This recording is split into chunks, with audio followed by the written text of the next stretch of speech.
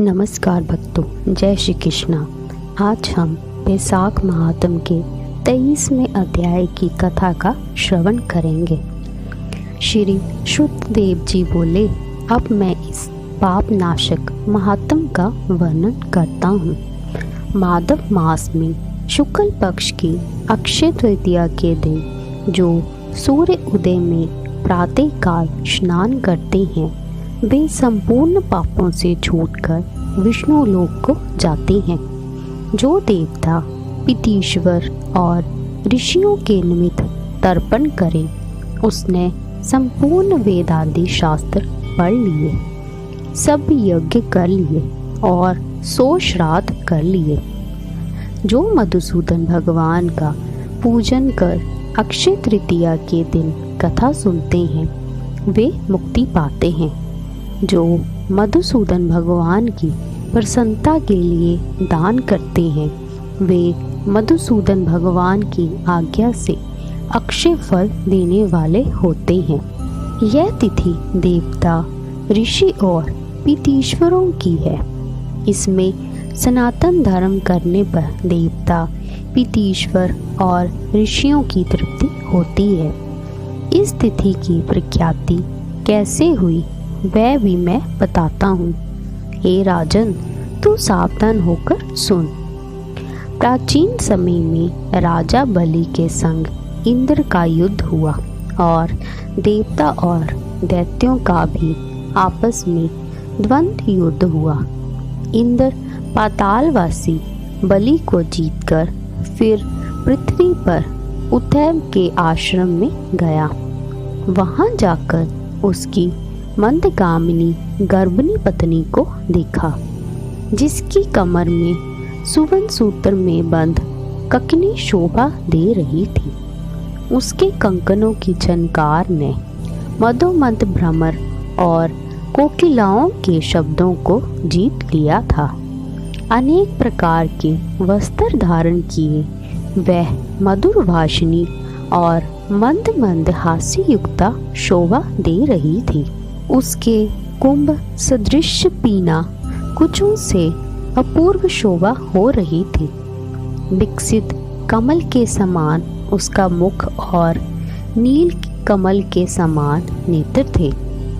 केतकी के उदर के समान पीत और मनोहर गालों वाली परिश्रम से श्वास भरती हुई दिनाक्षी वर्ण कुटी की ओर मुख किए थी। उसे पर्यक पर शयन करती हुई देख इंद्र को मोह उत्पन्न हुआ और वह बलपूर्वक उस गर्भणी स्त्री से भोग करने लगा। तब गर्भस्थ पिंड ने अपने गिरने के भय से दुखी होकर अपने पांव से योनि मार्ग को ढक दिया, जिससे इंद्र का वीर पृथ्वी पर ही गिर पड़ा।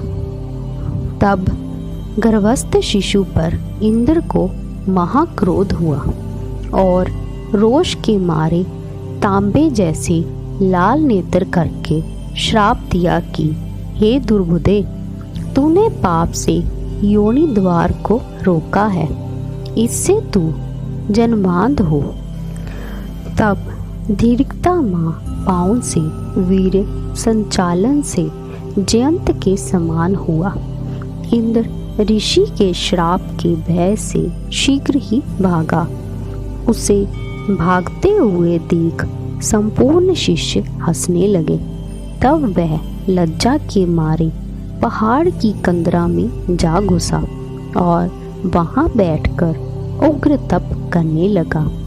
जब इंद्र लज्जा के मारे कंदरा में जा घुसा तो राजा बलि और उसके साथी दैत्यगण गुप्त दूतों द्वारा भेद लेकर देवताओं पर आक्रमण करके अमरावतीपुरी दिक्पालों की विभूति और शंबरा आदि तथा स्वामी रहित देवताओं के राज्य का बलपूर्वक भोग करने लगे। तो अग्नि आदि सब देवता अपने रक्षक को ना देख बृहस्पति के पास जा इंद्र का वृतांत पूछने लगे कि हमारा स्वामी कहाँ है? स्वामी के बिना हमारे राज्य पर दैत्यों ने आक्रमण किया है। हे विभो, बहुत दिन बीत गए, इंद्र क्यों नहीं आते हैं? हे महाराज, हमें बताओ, जहाँ इंद्र हो हम वहीं जाकर प्रार्थना करें। इस प्रकार जब देवताओं ने पूछा तब बृहस्पति बोले, रसातल में बलि को जीतकर इंद्र उथै के आश्रम में गया और वहां जा उथै की स्त्री से बलपूर्वक संभोग किया। इस पर उसके शिष्यों ने बड़ी निंदा की। इससे लज्जा के मारे वह स्वर्ग में नहीं आया और वहां पर्वत की गुफा में घुस गया। वहीं पर शची सहित निवास करता है और अपने किए हुए कर्म पर चिंता कर रहा है। बृहस्पति के ऐसे वाक्यों को सुन अग्नि आदि सब देवता इंद्र को ढूंढने और प्रार्थना करने के लिए मेरु पर्वत की कंदरा में पहुँचे। कंदरा में बैठे हुए इंद्र को देख उसके बलवीर्य का प्रकाश करने वाले लोक विख्यात स्तोत्रों से उसे प्रसन्न करने लगे। हे इंद्र, हे सब देवताओं के स्वामी, तुमको नमस्कार है। तुम्हारे बिना हमको दैत्यों ने बड़ा क्लेश दिया है, जिससे हम स्थान भ्रष्ट होकर दुख के मारे जगह जगह घूम रहे हैं। अतः तुम चलकर शत्रुओं का दमन करो। ऐसी स्तुति सुन इंद्र गुफा से बाहर आया। लज्जा के मारे नेत्र पृथ्वी की ओर कमर झुकाकर देखने लगा। दुख के मारे कंठ भर आया, जिससे मुख से कुछ भी ना कह सका। यह दशा देख बृहस्पति जी बोले, हे इंद्र, तू शंका क्यों करता है? संपूर्ण जगत कर्माधीन है। मान अपमान, सुख दुख, लाभ हानि, हार जीत सब पूर्व जन्म अर्जित कर्मों के अनुरोध से होता है। प्राणी कर्मों के अनुसार चलते हैं। देव योग से काल पाकर दुख अपने आप उपस्थित होता है। बुद्धिमान मनुष्य दुख पड़ने पर कुछ चिंता नहीं करते हैं और सुख से प्रसन्न नहीं होते हैं। इसलिए तुमको यह दुख प्रारंभ से ही मिला है। हे इंद्र, इस दुख को पाकर तुम्हें सोच करना उचित नहीं। गुरु की बात सुन इंद्र ने कहा, हे मानद, पर स्त्री गमन के दोष से मेरा बल, वीर, यश, मंत्र शक्ति, शास्त्र शक्ति, विद्या शक्ति सब नष्ट हो गई है। इन सब को खोकर मैं यहाँ गुप्त निवास कर रहा हूँ। इंद्र की यह बात सुन बृहस्पति सहित सब आपस में उसको फिर बल देने का विचार करने लगे। तब बृहस्पति जी कहने लगे कि मधुसूदन भगवान के प्रिय विशाख मास में सभी तिथियां बड़ी पुण्य रूप हैं। इसमें शुक्ल पक्ष की तृतीया अक्षय तृतीया है। जो इस तिथि में श्रद्धा पूर्वक स्नान दान आदि करता है, निसंदेह उसके सहस्त्रों पाप नष्ट हो जाते हैं तथा बल, वीर और ऐश्वर्य अत्यंत बढ़ते हैं। अतएव अक्षय तृतीया के दिन बलि के वैरी इंद्र द्वारा स्नान दान आदि सद्कर्म कराने चाहिए, जिससे उसका हित साधन हो, जिसके प्रताप से इंद्र में विद्या और मंत्र शास्त्र में पूर्वता शक्ति हो जाएगी। बल, वीर्य और यश भी पूर्वता बढ़ जाएगा। देवताओं में बृहस्पति ने विचार कर इंद्र से विशाख के धर्म कराए। अक्षय तृतीया के दिन भक्ति और मुक्ति देने वाले धर्मों से पूर्वतः बल और वीर आदि बढ़ गए तथा पर स्त्री गमन का दोष भी तत्काल नष्ट हो गया।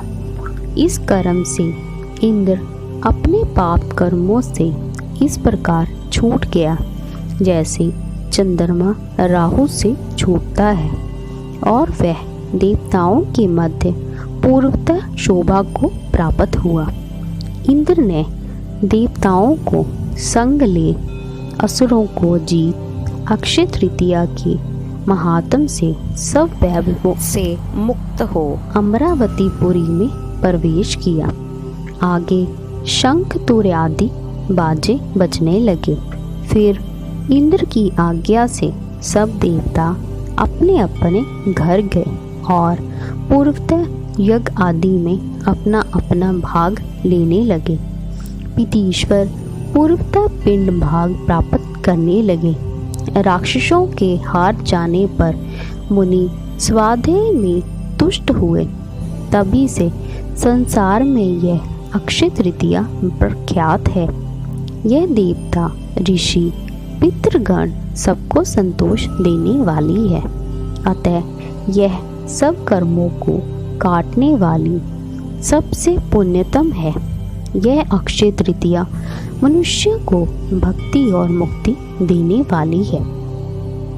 इस प्रकार बैसाख महात्म के 23वें अध्याय की कथा समाप्त होती है।